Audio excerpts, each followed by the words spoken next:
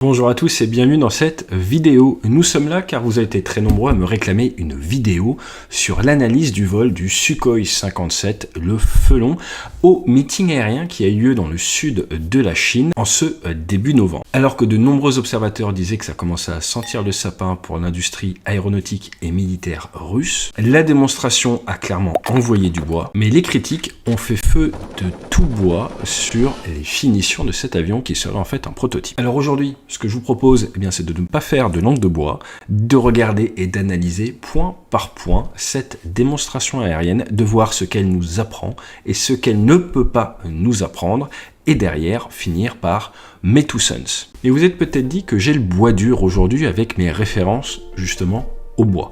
C'est pour une raison très particulière. Dans la langue courante, on aime bien dire, tiens, et ton avion, il est en bois, il est tout pourri. Alors qu'en fait, le bois et l'aéronautique, c'est très intimement lié. Il y a des ébénistes aéronautiques et surtout, il y a le Mosquito, la Wooden Wonder, la merveille de bois qui a été construit à plus de 7000 exemplaires et qui a en partie grandement aidé les Alliés lors de la Seconde Guerre mondiale. Donc, le bois et l'aérien, ça va ensemble. Et les sujets de défense et le bois ont bien plus en commun que ce que vous pouvez penser. D'ailleurs, de nombreuses forêts en France ont été construites sur demande du roi à l'époque, car il fallait du bois pour faire des bateaux. Et là, si vous vous dites, mais où est-ce qu'on est en train de partir? Je vais vous le dire, on va tout droit vers Holzkern. Et Holzkern, en allemand, ça veut dire noyau de bois. Et pourquoi est-ce que je vous en parle aujourd'hui?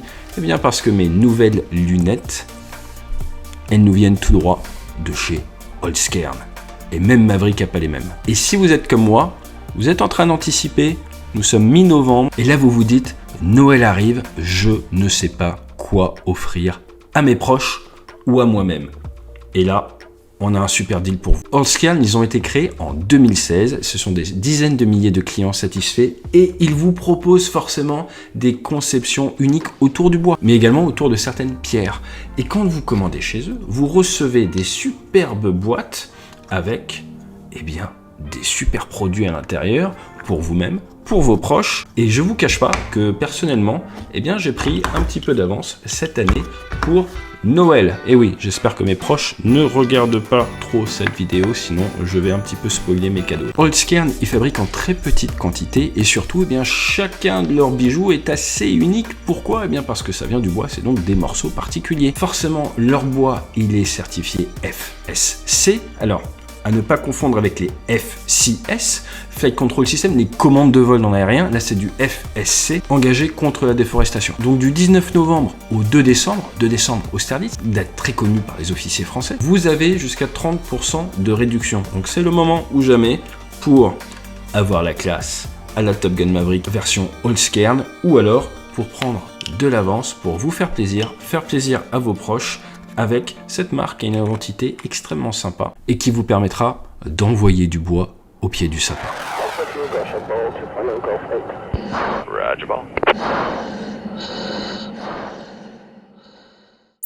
Juste avant de rentrer dans le dur du sujet, comme vous le savez, j'aime bien les citations pour s'échauffer un petit peu le cerveau avant de voir le contenu. 2 citations ont retenu mon intérêt pour la vidéo de ce jour. Très importante. On va commencer avec du Nietzsche. Les convictions sont des ennemis de la vérité, plus dangereux que les mensonges. Comme vous le savez, sur cette chaîne, on a tendance à vous dire de vous méfier des experts qui ont un peu trop de certitude. Je n'ai jamais fait de Sukhoi 57 et surtout, j'ai conscience de ce que disait la prix Nobel de la littérature 1938, Pearl Buck comme dans Buck Danny, mais ça n'a rien à voir, qui, pour la petite histoire, a emménagé en Chine à l'âge de 3 mois en 1880. Elle disait, de tous les dangers, le plus grand est de sous-estimer son ennemi. Et quand on est pilote, quand on est opérationnel, quand on est militaire, il faut partir du principe que tout le monde peut être son ennemi et que c'est votre responsabilité d'être le plus préparé, le plus prêt possible. Et si ça veut dire croire que l'adversaire est à ce niveau-là, donc se préparer à ce niveau-là pour gagner si un jour il y a compétition et qu'en fait on se rend compte que l'adversaire est là, tant mieux, ça ne sera pas de l'énergie perdue. Pourquoi?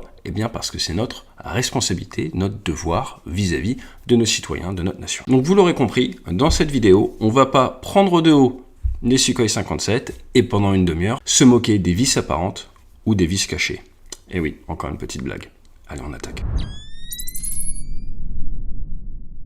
Alors, le meeting de Zhuhai, c'est tous les 2 ans. C'est dans le sud de la Chine et cette année a fait la part belle à l'arrivée du J-20 biplace, probablement pour faire de la guerre électronique, qui va également pouvoir partir en vol avec des drones collaboratifs. Les Chinois n'ont pas vraiment pris du retard sur le sujet.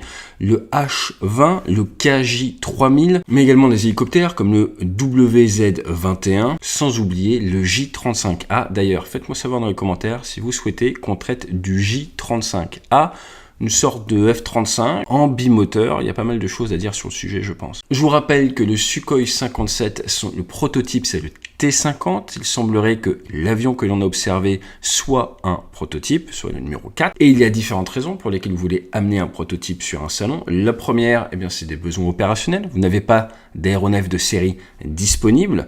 Pourquoi ? Parce que peut-être que votre client, donc l'armée russe, n'a pas accepté de prêter des aéronefs. Il faut voir qu'en France, l'armée, des fois, peut être amenée à mettre à disposition des industriels des avions. Par exemple, dans le cadre du sous-texte. D'ailleurs, même des fois, on nous prélève des avions sur notre parc pour les vendre derrière d'occasion. Tous les pays n'ont pas ce rapport-là. Donc, s'il n'y a pas d'avion de série disponible au niveau du constructeur, il va faire avec ce qu'il a pour aller essayer de trouver des marchés export. Ça, c'est une possibilité. L'autre possibilité, c'est la volonté de ne pas trop en montrer sur son avion dans un contexte international où vous savez forcément qu'il va y avoir beaucoup d'observations, beaucoup d'espionnage. Et entre la Russie et la Chine, il ne faut pas non plus oublier que la Chine est en train de progresser à Mach 25 dans le domaine de la défense et qu'il est toujours important de se méfier de ses alliés. Toujours est-il, je ne sais pas pourquoi est-ce qu'ils ont pris ce T-50 et non pas un Sukhoi 57. On a vu deux possibilités. Mais maintenant, ce que l'on sait, c'est qui l'a piloté. Sergueï Bogdan. Et ce n'est pas n'importe qui, 62 ans, pilote d'essai, héros de la Russie. Et il a eu une carrière intéressante et je pense que c'est important de comprendre qui pilote cet avion pour également comprendre peut-être un des talons d'Achille de cet avion dans la nouvelle génération de combat. En 1983, il a été diplômé de l'École supérieure d'aviation et derrière, il a fait sa carrière opérationnelle, donc en tant que pilote de combat dans l'Union soviétique sur, accrochez-vous bien, Sukhoi 17, notamment du Sukhoi 17 M2. Il avait été affecté en Mongolie et après au 43e district de l'aviation navale de la mer Noire sur Sukhoi 17. Donc on est très très loin du combat aérien moderne d'un point de vue tactique. Après, à partir des années 2000, il a fait beaucoup d'essais. C'est un pilote qui a énormément d'expérience pour ce qui est des essais. D'après certaines sources, il a volé sur plus de 50 types d'avions différents et à plus de 7000 heures, ce qui est absolument énorme pour un pilote d'essai. Il a volé notamment sur le fameux Sukhoi 47 et c'est lui qui a fait le premier vol du T-50, donc le prototype, en 2010. À l'époque, on l'appelait le PAC-FA et ça devait être un programme joint avec les Indiens qui se sont retirés au fur et à mesure du programme pour différentes raisons. Les raisons avancées sont que le cahier des charges était trop pensé pour la Russie, pas assez pour les Indiens. Le deuxième est que le programme n'allait pas à la vitesse que souhaitaient les Indiens. Et le troisième, c'est que les Indiens se sont peut-être rendus compte qu'ils avaient plus intérêt à travailler avec d'autres nations, comme notamment la France ou les États-Unis, plutôt qu'avec les Russes, au vu du contexte géopolitique, des sanctions, également de la technologie et du partage de technologies disponibles. Alors, on va faire un petit peu le tour avion. Là, vous voyez l'aéronef au sol. Comme je vous l'ai dit, il s'agirait d'un T-50, donc de la version prototype. Il est avancé sur la toile que les versions de série seraient mieux finies, que vous avez donc moins toute cette boulonnerie apparente, que le revêtement de peau, qui est quelque chose de très compliqué à entretenir, est mieux fini sur les avions de série. Mais encore une fois, entretenir un revêtement de peau extrêmement furtif, extrêmement pratique, cela coûte très cher. Cela doit être une volonté, il faut que ça réponde à des besoins. Comme vous pouvez le voir, cet avion ne dispose pas de canard, contrairement au Typhoon, contrairement au Rafale, mais il a des sortes de volets au niveau des entrées d'air. Donc, au niveau de ses bords d'attaque, ça bouge énormément, ce qui ne va pas être très furtif, mais ce qui va venir changer l'écoulement d'air au niveau de votre aile, et donc vous faire gagner énormément de maniabilité, de contrôlabilité, à forte incidence, à basse vitesse. Parce que vous gagnez en agilité, vous allez perdre en furtivité. Donc clairement, ce qui ressort quand on fait un petit peu ce tour avion, c'est que c'est un avion qui est massif. On est sur du 18 tonnes à vide, un Rafale c'est à peu près 10 tonnes.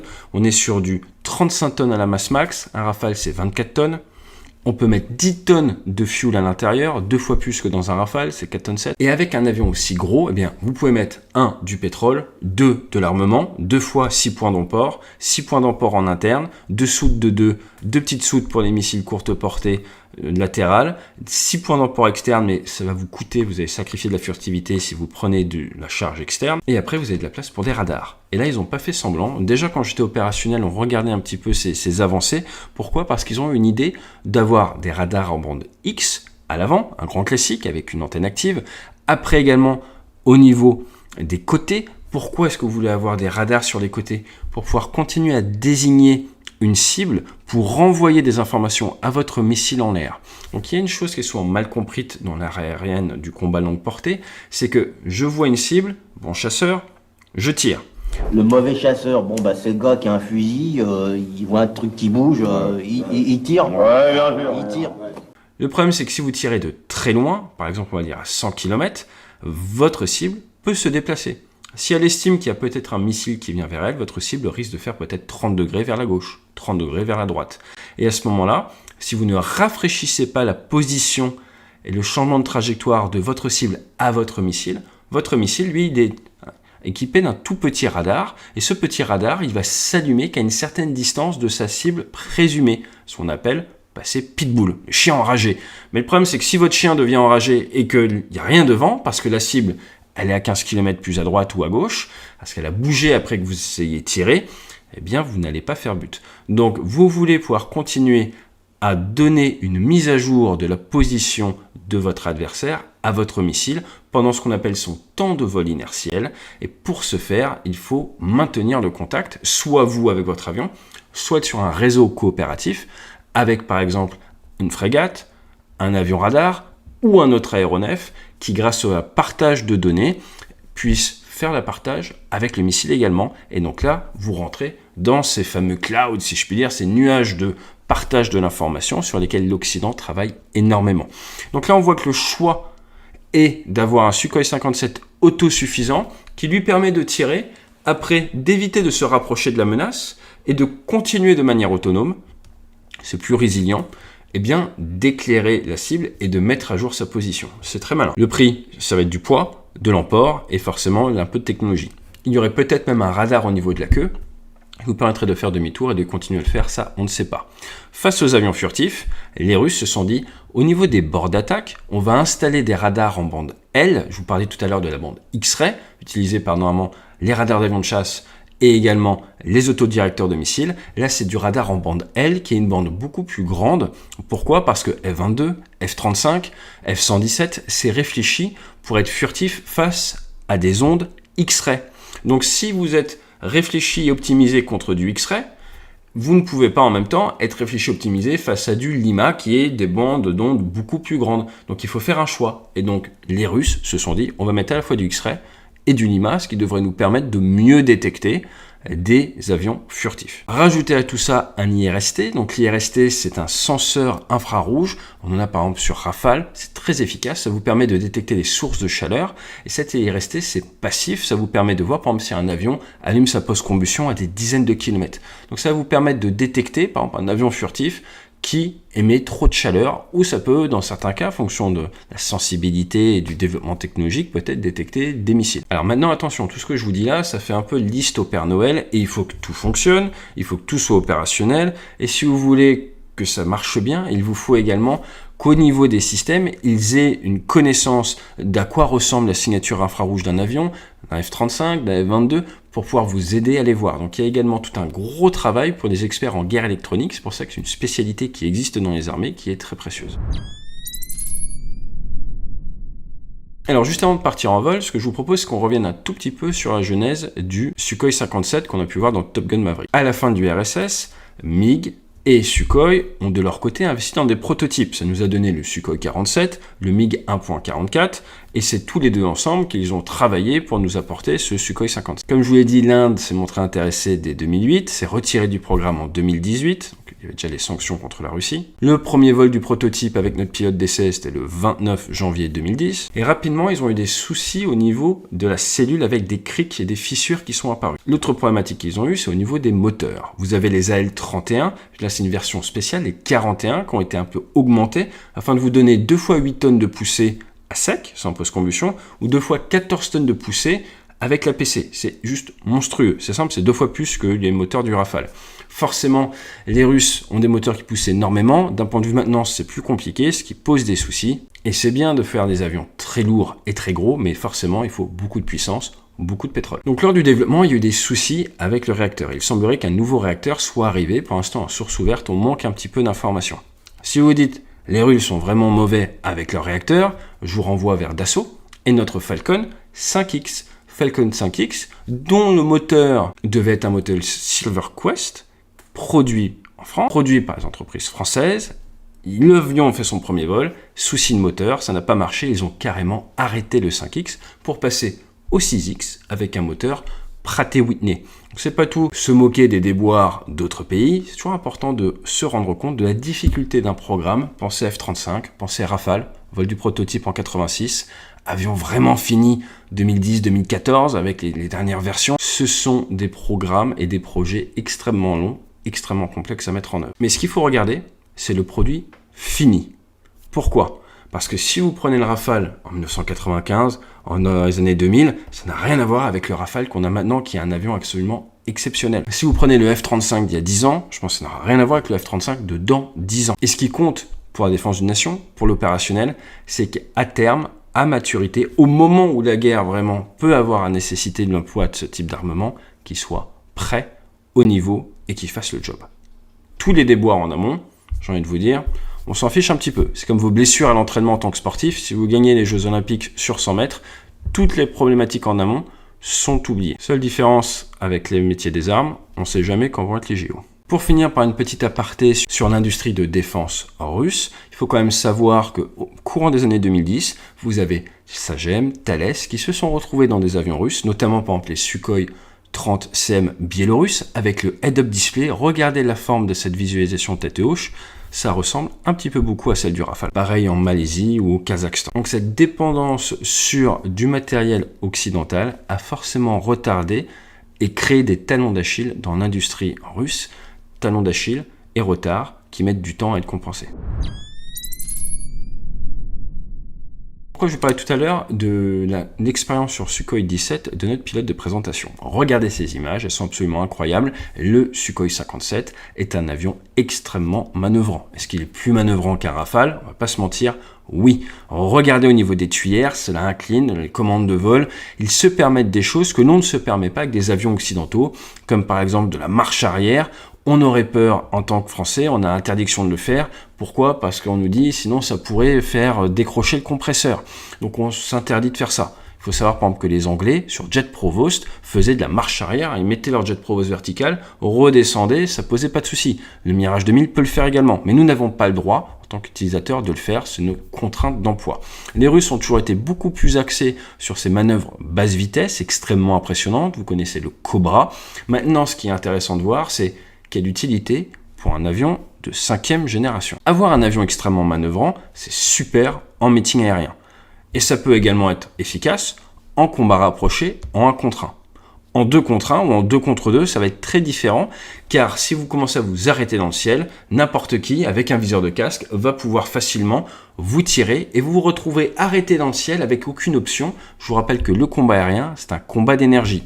Énergie potentielle de pesanteur, énergie cinétique, et le carburant que vous avez dans vos ailes, votre énergie en réserve. D'où l'importance d'avoir un avion qui puisse avoir un bon emport. Alors que tout le monde regardait les démonstrations à ce salon chinois, les Américains de leur côté viennent de sortir l'AIM 174B. Alors qu'est-ce qu'ils ont fait ? Ils ont pris un missile de bateau et ils l'ont modifié pour qu'il puisse partir en vol. Alors il est tellement gros qu'il ne rentre pas dans une soute de F-35, mais il rentre très bien sous des ailes, et notamment sous les ailes des Super Hornets. Le bestiau fait quand même 860 kg avec une charge militaire de 64 kg, ce qui peut être 20 fois plus en termes de charge militaire qu'un petit missile aérien. En fonction des sources, il aurait une portée entre 260 et 300 km avec des vitesses entre Mach 3.5 et peut-être un maximum à Mach 5. En termes d'emport, il peut partir avec des AIM 120, de l'AIM 9 et un F-18 pour en prendre 4. Donc c'est absolument énorme. Si vous avez suivi un petit peu tout à l'heure, vous vous dites, oula, 300 km, mais quelle distance peut faire l'adversaire pendant ce temps-là ? 300 km à Mach 3, c'est environ, allez, je vous la fais très simple, on va faire 3 à 5 minutes de vol. Ça veut dire que votre adversaire, il va faire quand même entre 50 et 100 km. D'où l'importance de la liaison avion-missile, que ce soit rafraîchi par l'avion tireur ou par un réseau qui pourrait être satellitaire, réseau qui pourrait venir avec un Hawkeye, un avion radar, réseau qui pourrait venir d'un autre avion qui illumine la cible grâce à son antenne active. Mais pourquoi je vous parle de ça? Parce que d'un côté, on a cette démonstration incroyable avec de l'hyper-manœuvrabilité, et de l'autre côté, la même semaine, on a cette annonce d'une nouvelle étape franchie par les Américains dans le combat très très longue portée. Vous aviez l'AIM-120, l'AMRAAM, qui pendant longtemps a fait référence. L'Europe est arrivée avec le Météor, un missile qui augmente beaucoup la portée d'engagement des avions de combat, ce qui est rendu possible en partie aussi grâce à l'arrivée de ces fameux radars actifs qui sont beaucoup plus pratiques. Et là, les Américains se devaient de répondre, donc ils ont fait l'AIM-174, un petit peu un programme rapide, un peu d'urgence. En 3 ans, ils ont sorti une réponse, quelque chose qui va leur permettre d'aller très très loin. Donc vous l'aurez compris, la philosophie pour les Américains, c'est travail en réseau, une multitude d'atouts connectés pour détecter la cible très loin grâce à des radars extrêmement perfectionnés que l'on a de nos jours et se maintenir à distance de la cible, avoir éventuellement un avion tireur qui se rapproche un peu mais après qui s'en va et avoir quelqu'un qui à couvert de très loin guide ce missile. Et l'idée c'est ça. Est-ce qu'à votre avis c'est très proche de la philosophie de ce qui se faisait dans la chasse dans les années 90 sur Sukhoi 17? Absolument pas. Et là c'est pour ça qu'il y a un point de vigilance et un point important dont on n'a pas la réponse, mais cet avion que l'on voit en démonstration est extrêmement manœuvrable et, de mon point de vue, cela va être utile en meeting aérien, en dogfight ou dans certains cas pour survivre face à un missile qui vous arrive de très loin avec un radar en bande X-ray. Je m'explique. La plupart des radars Doppler n'aiment pas trop quand vous commencez à vous arrêter dans le ciel, parce qu'ils croient que vous êtes le seul. Donc si je suis en train de voler et que d'un coup, je m'arrête comme ça, comme on est en train de voir sur ces images, il y a des chances, je ne sais pas, je ne suis pas dans le secret, pour que peut-être votre AIM-120, votre AIM-174 ne vous trouve plus et continue et loupe sa cible. Ça serait donc un moyen efficace. Et d'ailleurs, dans Top Gun Maverick, c'est un petit peu ce qu'ils nous vendent. La problématique, c'est que vous n'allez pas passer votre vie à vous arrêter dans le ciel. Niveau tactique, c'est moyen, mais sur une manœuvre de secours, très bien. Mais quand vous fabriquez un avion, l'idée, c'est quand même de réfléchir à ce pourquoi vous voulez l'utiliser.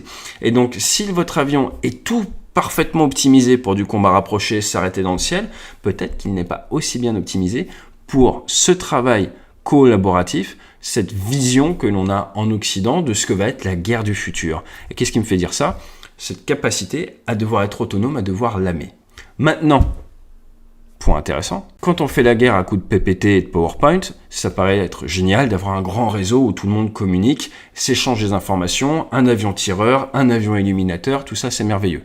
Dans la vraie vie, il faut réussir à se connecter au réseau, il ne faut pas qu'il y ait de panne, et si vous commencez à avoir un ou plusieurs aéronefs qui n'arrivent pas à se connecter ou qui ont des soucis, eh bien toute votre capacité tactique s'effondre très rapidement. Et là où on voit que le Sukhoi 57 a l'air beaucoup plus fidèle à une certaine vision du combat russe, à savoir de la rusticité et surtout de l'autonomie. Ce Sukhoi 57 a l'air de pouvoir aller tirer son missile à longue portée tout seul, sans l'aide de personne et sans pour autant trop se rapprocher de l'adversaire grâce à cette philosophie de radar que l'on ne voit pas à l'heure actuelle en Occident.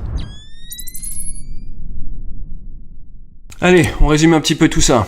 Au niveau du carburant interne, gros avion, gros emport, l'avantage c'est quoi? Réduction de votre surface équivalente radar, vous n'avez rien à prendre sous les ailes. Vous avez tout avantage à avoir une soute, car cela vous permet de réduire votre traînée et donc d'avoir plutôt des avions qui soient vraiment omni-rôle, qui peuvent tout faire sur le même vol, ce qu'on appelle swing roll en fait.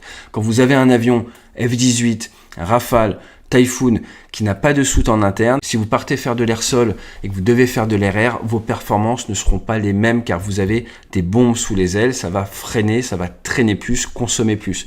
Donc la soute est une très bonne chose. Comme un gros emport en carburant interne, cela vous rend plus efficace et cela vous permet même d'arriver en vitesse supersonique sur des zones pour ensuite les traiter à la bombe, ouvrir vos soutes, tirer, rentrer à la maison ou faire de l'air-air si besoin.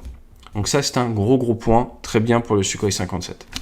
En termes de points d'emport, vous n'en avez jamais assez. 12 points d'emport, c'est une bonne chose, même si partir avec 12 points d'emport veut dire sacrifier une certaine furtivité et augmenter la traînée. Néanmoins, 6 en interne, j'ai envie de vous dire, il ne faut pas moins de nos jours, et c'est une bonne chose. Au niveau des radars, Radar en bande L, pour l'instant c'est que sur papier, on ne sait pas vraiment ce que ça vaut, mais l'idée paraît bonne en tout cas, ça réfléchit dans la bonne direction pour les Russes. Deuxième point, avoir cette autonomie et pouvoir lamer tout en étant travers, voire peut-être en étant ce qu'on appelle drag, avec la menace à 6 heures, ça paraît très malin, mais encore une fois c'est réfléchi plutôt pour des petites unités, des avions qui ont plutôt tendance à travailler tout seul ou à deux plus que des gros volumes. Là c'est cohérent avec les moyens russes. Hyper manœuvrabilité, très bien on a vu, pour peut-être s'arrêter, faire décrocher un radar d'un autodirecteur de missile, un radar d'un avion, mais après qu'est-ce que vous faites? Donc c'est bien pour de la manœuvre de secours, c'est impressionnant en meeting, peut être bien en dogfight, il n'y a pas beaucoup de dogfight de nos jours. Oui, c'est impressionnant, ça montre un certain savoir-faire, mais la question qu'on se pose, c'est est-ce que ça ne montre pas aussi un cahier des charges qui est trop resté arrêté dans les années 90? Le futur du combat entre avions de 5e génération, ça sera du combat normalement à très longue portée, et c'est pour cela que les avions doivent être optimisés, d'où des choix faits sur le F-35, qui n'est pas vraiment le roi du dogfight. On voit qu'il y a un petit parachute toujours pratique sur des pistes verglacées, et au niveau du casque, par contre, on a parlé de l'hyper-technologie du casque de F-35, c'est peut-être un peu trop, mais là on est quand même sur du casque un peu old school. Donc peut-être que c'est parce que c'est la version essai, prototype, mais je ne pense pas, c'est pas trop dans la philosophie des Russes, qui pourtant ont été, comme on dit, des early adopters au niveau des viseurs de casque. Voilà, ils sont une grosse VTH devant eux, ils ont envie de faire rustique, simple. Faut pas oublier quand même que quand il fait moins 20, moins 30, l'informatique a plus de mal que quand il fait 15 degrés toute l'année. Et ça, on le voit avec de l'Airbus, avec du Boeing, avec du Rafale, avec tout type d'avion. Donc il y a peut-être un choix également de rusticité qui a été fait de ce côté-là. La contrepartie, c'est quoi? C'est en tout ce qui est combat aérien ou même pour certaines phases d'attaque au sol, le viseur de casque, c'est quand même très pratique à voir sur les modèles de série, ce qu'utilisent les Russes. Maintenant, pour se focaliser un petit peu sur le meeting, 2-3 petits points qui ont retenu mon attention. La première, c'est que vous ne savez pas quelle quantité de pétrole sur les 10 tonnes 3 le T-50 embarque lors de cette démonstration. Je pense qu'il embarque moins de 50%, peut-être que 40-30% de son pétrole. Ce qui lui permet d'avoir un rapport poids poussé supérieur à 1 dès le décollage. Je vous rappelle, ça pousse fort comme avion. Donc s'il est à 23-24 tonnes et que ça pousse 28 tonnes, voilà, vous avez un rapport poids poussé qui en fait une fusée. Point très important, on voit qu'il tire sur le manche très tôt, ça passe pas loin au niveau de l'arrière. Donc le pilote est très expérimenté, c'est à combien de degrés il peut lever le nez. Mais frotter de l'arrière, ça s'est déjà vu. Par exemple, cette année, avec un 350 d'Air France sans remise de gaz, ça peut venir assez vite. Il faut se méfier. Regardez le Rafale est beaucoup plus court de l'arrière, donc vous avez moins ce souci-là. Mais là, on a une course d'accélération qui ne dure que quelques secondes. Je vais vous dire 30-40%, ce n'est 50% de moins qu'un Rafale. Donc il y a cette volonté de décoller très tôt, c'est très impressionnant. Mais encore une fois, le jour de la guerre, vous partez pas du tout dans ces conditions-là. Pour mémoire, un F-35 décolle pour son meeting avec 50% de son pétrole en interne, un F-16 avec le plein, un Rafale sur 4 tonnes 7, on part avec 3 tonnes 5. Ensuite, au niveau des manœuvres, il n'y a pas grand-chose à dire, c'est très impressionnant.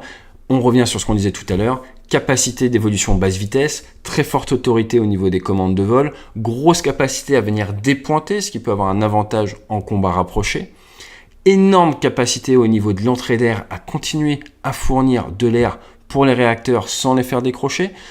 Et l'autre point, on n'oubliera pas les commandes de vol électriques. Les commandes de vol électriques fonctionnent grâce à des senseurs. Regardez ce qui se prend au niveau du nez l'avion en termes d'écoulement de l'air. C'est très impressionnant de voir que les commandes de vol sont assez robustes pour accepter ce genre de mouvement du nez à basse vitesse où clairement une partie des senseurs doivent être déventés. Donc oui, cet avion est très impressionnant pour ses manœuvres basse vitesse. Donc je pense que vous l'aurez compris, pour ce qui est de mes 2 cents, le T-50 que l'on a vu est très impressionnant pour ce qui est des manœuvres basse vitesse, pour ce qui est de sa capacité à maintenir des réacteurs qui fonctionnent bien, donc très bonne entrée d'air. Ce concept de bec qui vient augmenter la portance à basse vitesse est très intéressant également. Il n'y a pas que les canards comme on a pu les voir sur différents avions. Les Russes ont testé des choses, on a vu avec le Sukhoi 47 et nous propose des choses un petit peu différentes. Les moteurs russes, ça pousse fort, avec cette course au décollage très impressionnante et ce rapport poids poussé. Maintenant, j'ai envie de vous dire, la vraie question à se poser, c'est tout cela, c'est très beau, mais ça me fait penser à Indiana Jones.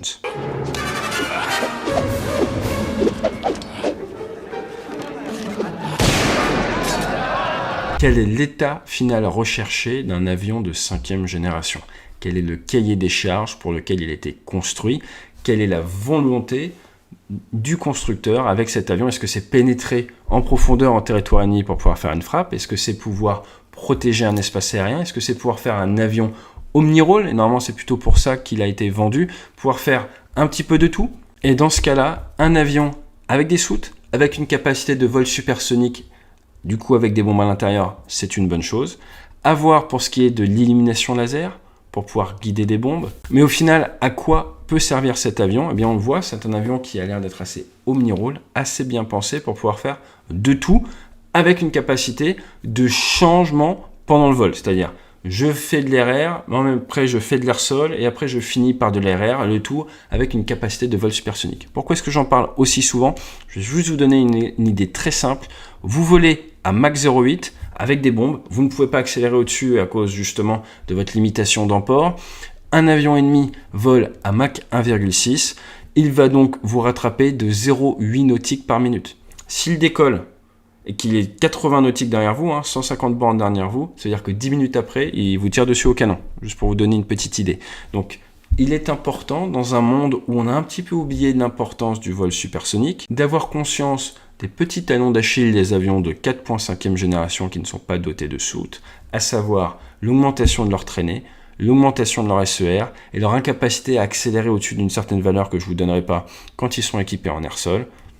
Et quand on voit arriver sur le marché des avions avec des soutes, tout de suite on se dit ce sont des avions qui ont une capacité omni-rôle peut-être un peu meilleure que la nôtre, il faut se méfier. Et même s'ils ne sont pas aussi furtifs que ce que vendent leurs specs PowerPoint, j'ai envie de vous dire, dans certains cas, même si vous voyez arriver la menace, si elle a des radars qui vous détectent de loin, des missiles qui portent loin, qu'elle a une capacité à lamer, à guider avec efficience son missile sans se rapprocher de vous, ça reste une sacrée épine dans le pied d'un point de vue combat. Donc vous l'aurez compris, moi je suis pas de l'école US Navy pour rien, je suis plutôt de l'avis de nos amis de Top Gun Maverick quand ils disent qu'il faut se méfier des avions de 5e génération, plutôt que partir dans un biais de surconfiance en se disant il a l'air mal fini, c'est forcément nul. Sous-estimer l'adversaire n'est jamais bon pour un militaire, par contre, il faut être franc. Cet avion nous a prouvé qu'il est très manœuvrant, qu'il bouge très bien, mais si un jour il fait la guerre aérienne contre des avions occidentaux, c'est pas à quelques mètres ou à quelques kilomètres que ça devrait se passer, mais plutôt à des dizaines, voire des centaines de kilomètres. Et ça, c'est pas en meeting aérien qu'on saura s'il a le niveau ou pas. Ça y est, c'est la fin de la vidéo. Vous vous dites, je vais me mettre au vert. Mais dans la vie, et surtout dans l'aérien, il faut avoir le bois dur. C'est pour ça qu'il n'est pas trop tard pour profiter de nos 30% de réduction avec le lien juste en dessous et vous faire plaisir pour les fêtes de fin d'année, faire plaisir à vos proches. Ça évitera qu'ils vous cassent du bois dans le dos s'ils sont pas contents de leur cadeau. Allez, fly safe.